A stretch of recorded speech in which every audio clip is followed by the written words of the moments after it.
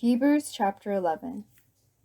Now faith is being sure of what we hope for, and certain of what we do not see. This is what the ancients were commended for. By faith, we understand that the universe was formed at God's command, so that what is seen was not made out of what was visible. By faith, Abel offered God a better sacrifice than Cain did.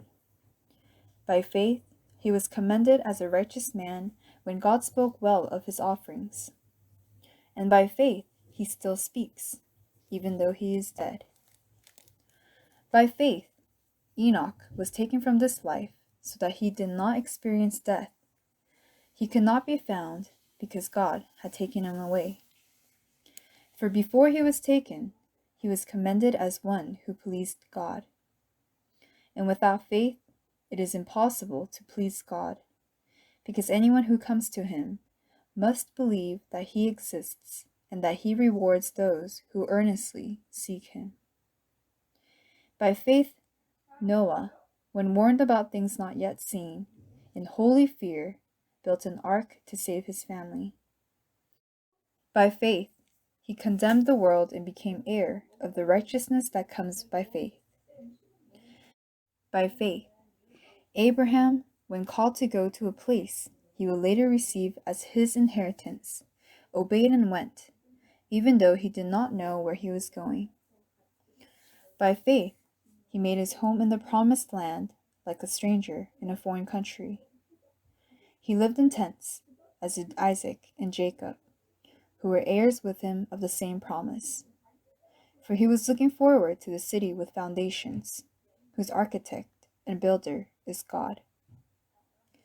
By faith, Abraham, even though he was past age, and Sarah herself was barren, was enabled to become a father because he considered him faithful who had made the promise. And so from this one man, and he as good as dead, came descendants as numerous as the stars in the sky, and as countless as the sand on the seashore. All these people were still living by faith when they died. They did not receive the things promised. They only saw them and welcomed them from a distance. And they admitted that they were aliens and strangers on earth.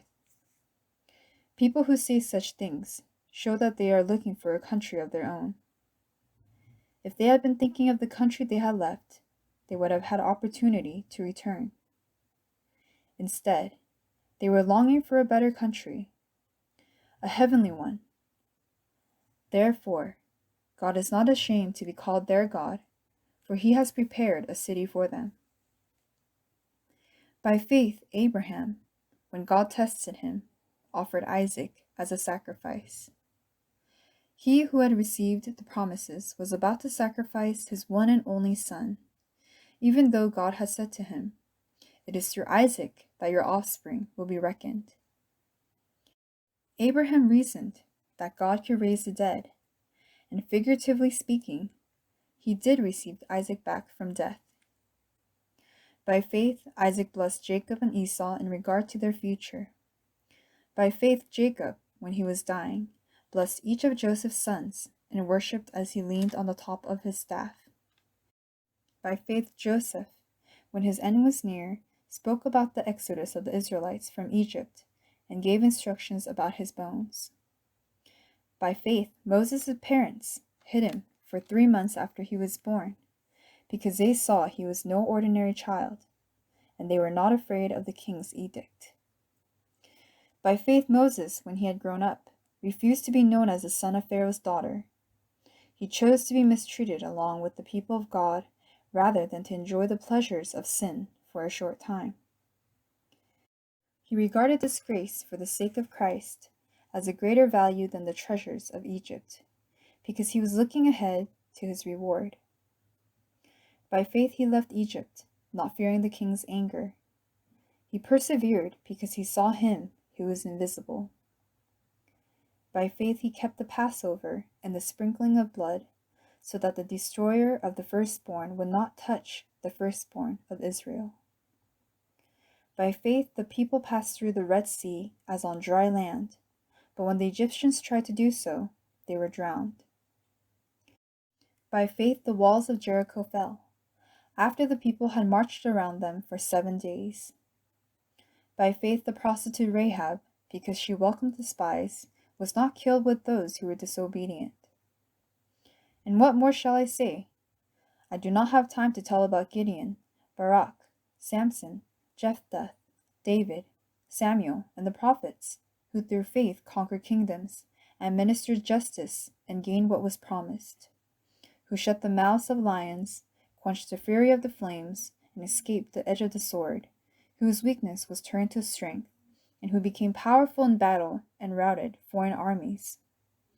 Women received back their dead, raised to life again. Others were tortured and refused to be released, so that they might gain a better resurrection. Some faced jeers and flogging, while still others were chained and put in prison. They were stoned, they were sawed in two, they were put to death by the sword.